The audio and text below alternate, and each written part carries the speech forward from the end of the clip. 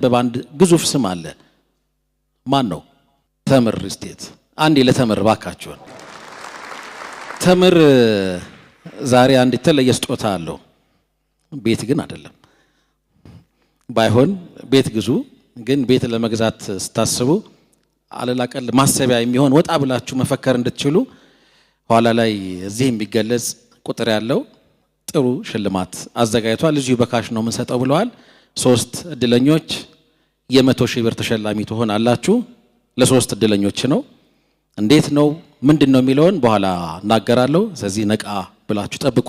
ብራቮ እንላለን ብዙ ጊዜ አንድ ሰው የሆነ ነገር በብቃት ሲከውን የብቃት ማሳያ ነው።